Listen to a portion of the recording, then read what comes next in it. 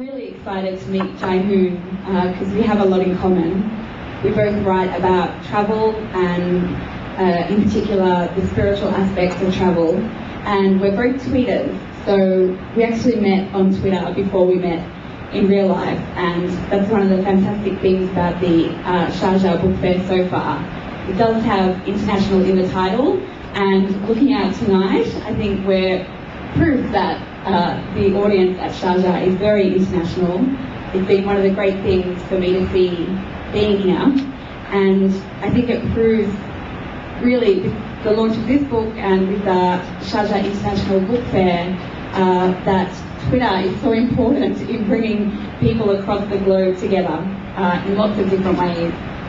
And I was particularly excited when I discovered that Jaihoon had written a Twitter travel log, because it does combine two of my favourite things, which is, as I said, Twitter and travel.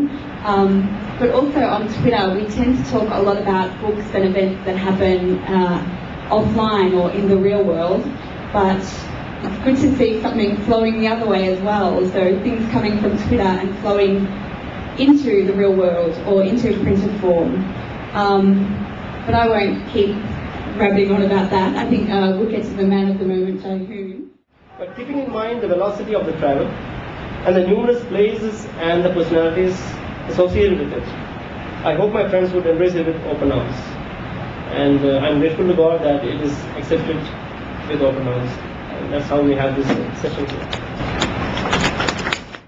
And this book is dedicated to the great Sufi saint Hazrat NIZAMUDDIN. He was the saint who lived before the colonial period, during the Mughal era. And the place where he is buried is called NIZAMUDDin. The Indian government has called it NIZAMUDDin. The train going to that part of the country is called NIZAMUDDin Express. And this is also a testimony to what his, and he was famous for the way he loved humanity. And he considered everyone the creation of God. And because he loved God, he believed it was very important that he should love the creations of God. It was as simple as that. And this is the reason which I'm, in total affection for this personality. And his master had once told him that, my NIZAMUDDin, one day everyone in the world will speak your name. And centuries have passed since he has died. And that is the reason why today we have all assembled here to celebrate this book entitled Mission NIZAMUDDin. Thank you. Thank you, Jaihoon. You mentioned in your introduction that you can read the book in 15 minutes, and it's true that you can read the book in 15 minutes, but I think most people would linger longer on the book because it does draw you in and give you a sense of the places that you travel and also the spiritual journey that you had while you were there. And that's a very difficult thing to do in 140 characters or less. So how do you manage to create that evocative sense of place and movement and feeling in such short stanzas? You see, I think this is my 6th book, by the grace of God, and I think as a writer I have a responsibility to respect the time and effort that the reader puts in my work. It's a two-side transaction. It's you write a book and the reader reads it. You're doing a favor on the reader does a favor on you. So I think, of course, I have written bigger books. There's a bigger travelogue which I've written 260 pages. It's a 4 years research work.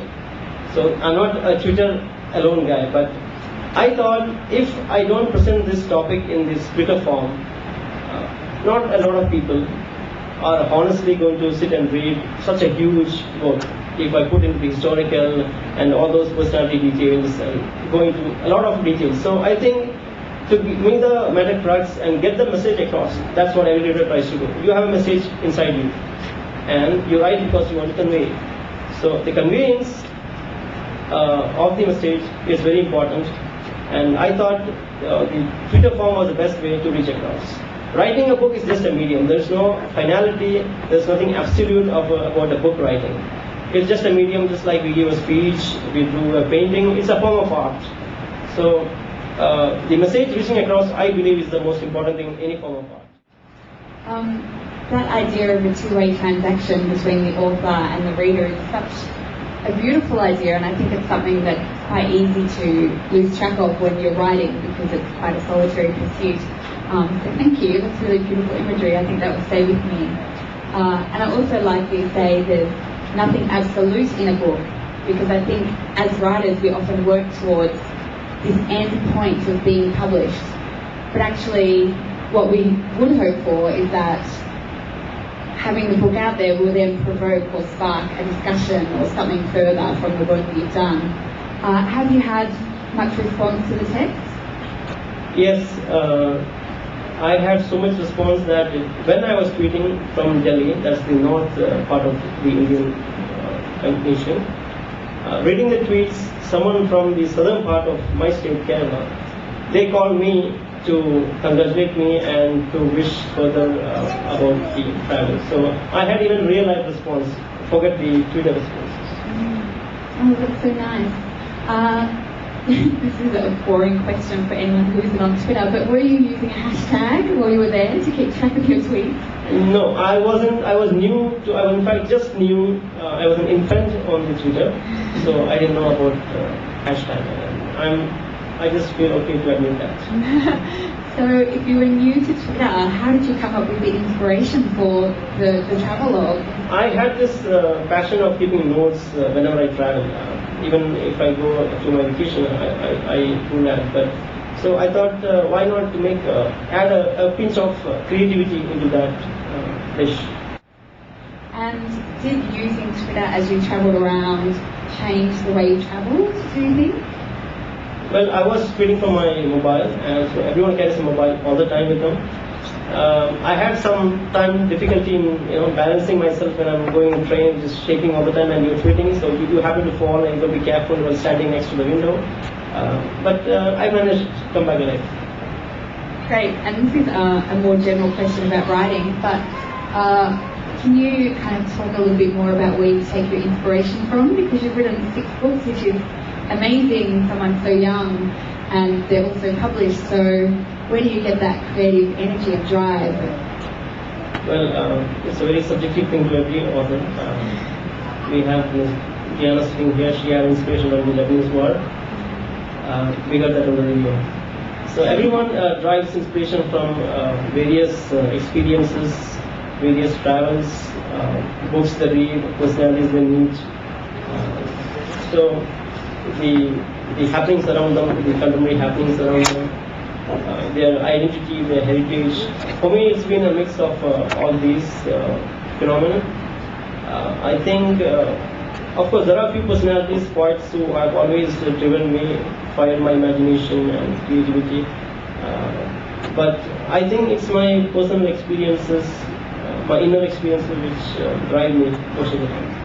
Did you actually take the tweets off Twitter and turn them into a book? Was it a selective process, or did you pull them all off, or how did you sort of go about tackling that kind of quite a big project, to look at something that's online and 140 characters at a time and then to translate that into a book? Well, it wasn't that difficult, and I can say in this room, these 4 walls, that it was quite easy. Because I never it just happened so fast, more than any other work which I did with so much of hard work. These were the tweets I did during only that particular period. So the day I landed back in Sharjah at home, I could just scroll the page down and collect all the tweets in one go. Wow. Did you have to think about whether to include the responses to your tweets, or did you know that it was always going to be just your tweets out there? It was going to be my Sorry, tweets. that's a bit of a technical question. It is my tweets alone. I did not take the responses into consideration. Basically, I traveled 4 states of India. I mean, each state of India is like a micronation.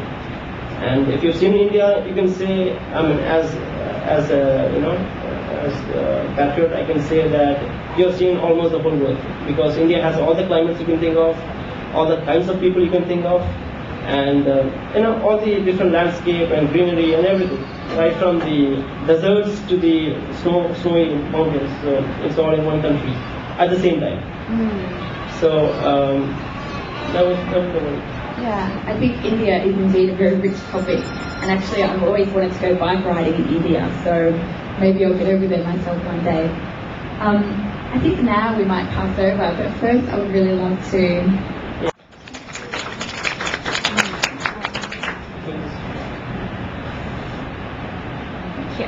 Thank you so much. It really is an incredible honour for me to launch your book and to chat about it. As I said when we met the first time, I think it's such an amazing idea, and I'm so thrilled that someone has come up with that concept and actually gone and done it and put it out there in the world. And I'm really, really pleased that you would ask me to be involved in a very small way with putting the book out there. So thank you.